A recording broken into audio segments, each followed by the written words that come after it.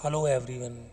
आज हम बात करने वाले हैं एक ऐसी सभ्यता के बारे में जो हज़ारों साल पहले फलती फूलती थी। हज़ारों साल पहले उन्होंने ज़िंदगी जीने के आश्चर्यजनक तरीके ईजाद कर लिए थे। एक ऐसी सभ्यता जिसके बारे में दुनिया बहुत कम जानती है और जो कुछ भी जानती है वो बहुत हैरान करने वाला है। इसी सभ्यता का एक ऐसा शहर जिसका नाम था मोहनजोदाड़ो, जहाँ ऐशो आराम की हर एक चीज़ मौजूद थी। परंतु एक दिन यह शहर दुनिया के नक्शे से गायब हो गया। क्यों गायब हो गया, जानने के लिए देखिए मोहनजोदाड़ो एक रहस्य है। तो सबसे पहले मैं आपका स्वागत करता हूं आपके अपने चैनल डिस्कवर द इमेजिनेशन।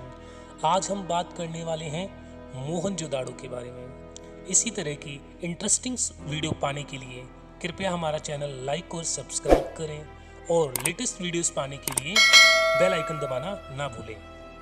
चलिए शुरू करते हैं। मोहनजोदाड़ो यानी कि मुर्दों का टीला, पाकिस्तान के सिंध प्रांत में सिंध नदी के किनारे बसे इस शहर की खोज 100 साल पहले ही हुई है। रिसर्चर्स को यहाँ बहुत सारे मानव कंकाल मिले। इसी कारण इस जगह का नाम मोहनजोदाड़ो यानी कि मुर्दों का टीला कहा जाने लगा। आप कल्पना भी नहीं कर सकते हैं यह शहर कितना पुराना है। यह शहर 2500 BC में बसाया गया था। तब शायद भारत को भारत भी नहीं कहा जाता था। यह शहर 500 एकड़ में फैला हुआ था, जो कि आज की वेटिकन सिटी से भी 5 गुना ज़्यादा बड़ा था। उस समय यह शहर अमेरिका और यूरोप से भी ज़्यादा विकसित था।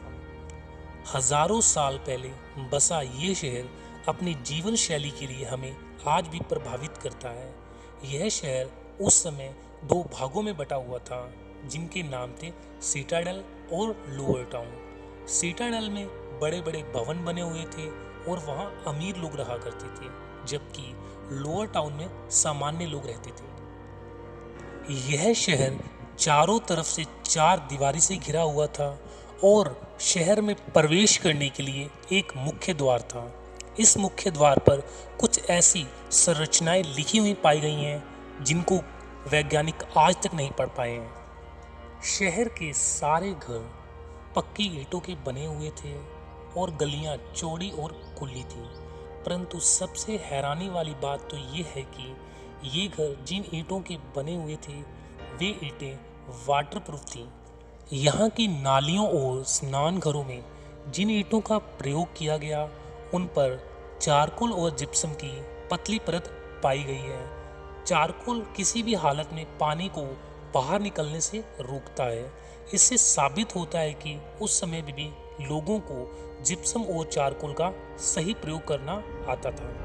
परंतु जिप्सम और चारकोल को वैज्ञानिकों ने सिंधु सभ्यता के समाप्त होने के कई सालों बाद खोजा है।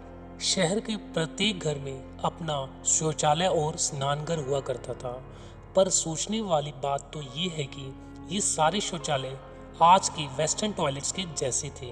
प्रत्येक घर का द्वार सड़क की ओर ना खुलकर पीछे की ओर खुला करते थे। प्रत्येक घर में एक बड़ा सा आंगन होता था और उस आंगन में पीने के पानी के लिए एक कुआं होता था। शोधकर्ताओं की माने तो कुएं की देन हड़प्पा सभ्यता की ही देन है। उन्होंने कुएं के पानी से सिंचाई करना भी सीख लिया था। मोहनजोदाड़ो में ऐसे ही 700 कुएं पाए गए हैं। मोहनजोदड़ो की सबसे बड़ी बात वहां पाया गया द ग्रेट बाथ यानी कि महान स्नानागार है। यह 900 स्क्वायर फीट बड़ा और यह सिटाडेल में बना था। माना जाता है कि इसका प्रयोग धार्मिक अनुष्ठानों या किसी खास उत्सव के समय किया जाता था। इसमें सिंधु नदी का पानी भरा जाता था। आप इसकी विशालता का अंदाज़ा ऐसे भी लगा सकते हैं कि दुनिया का सबसे मशहूर और ऐतिहासिक रोमन बाथ हड़प्पा सभ्यता के सैकड़ों वर्ष बाद बना है। यहाँ पर किसी भी प्रकार के मंदिर के प्रमाण नहीं मिले हैं। सबसे पहले स्वास्तिक के निशान भी यहीं मिले थे। और तो और यहाँ पर कई देवियों की मूर्तियाँ भी प्राप्त हुई हैं, जिससे पता चलता है कि यहाँ के लोग मूर्ति पूजा में विश्वास रखते थे। हैरान करने वाली बात तो ये है कि देवियों की मूर्तियों के अलावा यहाँ एक ही शिवलिंग प्राप्त हुआ है, जो कि 5000 साल पुराना माना जा रहा है।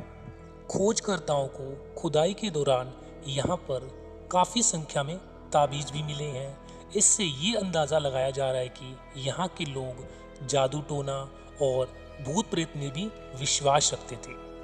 शोधकर्ताओं को खुदाई के दौरान ऐसे भी कंकाल मिले हैं जिनके दांत नकली पाए गए हैं, जिससे ये प्रमाणित होता है कि हड़प्पन सभ्यता में चिकित्सा पद्धति अपने शिखर पर थी। मोहनजोदड़ो में व्यापार बड़े पैमाने पर हुआ करता था। उस समय व्यापार के लिए किसी भी तरह की कोई भी मुद्रा उपलब्ध नहीं थी। वस्तुओं के लेन देन से ही व्यापार किया जाता था। माना जाता है कि उस समय में भी हड़प्पा सभ्यता के लोग समुद्र के रास्ते विदेशों से व्यापार किया करते थे, जिसके प्रमाण आज के अबू धाबी से प्राप्त हुए हैं। अगर हड़प्पन सभ्यता लुप्त ना हुई होती तो आज हमारी टेक्नोलॉजी और भी विकसित होती। वैज्ञानिक यह जानकर हैरान है कि उस समय के लोगों ने इतना कुछ कैसे खोज लिया। यहाँ के लोग इतने विकसित थे कि उन्होंने बाढ़ के पानी से बचने के लिए शहर के बाहर एक बांध तक बनाया हुआ था। यह ही नहीं बल्कि वे लोग बाढ़ के पानी को बड़े बड़े टैंक्स में स्टोर कर लिया करते थे, जो कि शहर के चारों तरफ बनाए हुए थे। इस पानी का प्रयोग शहर तो किया ही करता था, बल्कि खेतों की सिंचाई में भी इसका प्रयोग किया जाता था। आज के समय में भी गर्मियों के मौसम में कई शहरों में पानी की समस्या देखने को मिलती है। इसके बावजूद हम लोग बारिश के पानी को इकट्ठा करके प्रयोग नहीं करते हैं। खोजकर्ताओं को खुदाई के दौरान मोहनजोदाड़ो में कुछ ऐसे स्ट्रक्चर मिले हैं जिनसे पता चलता है कि इस सभ्यता के लोग बारिश के पानी को इकट्ठा किया करते थे और सूखे के दौरान इस पानी को प्रयोग कर लिया करते थे। आज खुदाई के दौरान यहाँ तांबे, कांसे और मिट्टी के बर्तन मिले हैं। इसके साथ साथ फूलदान, कपड़े और लोहे की वस्तुएं भी प्राप्त हुई हैं। यहाँ पर कई तरह की मोहरें भी प्राप्त की गई हैं। यहाँ पाई गई कुछ वस्तुओं पर ऐसी लिपि लिखी पाई गई है जिसको वैज्ञानिकों को आज भी पढ़ने में कामयाबी नहीं मिली है।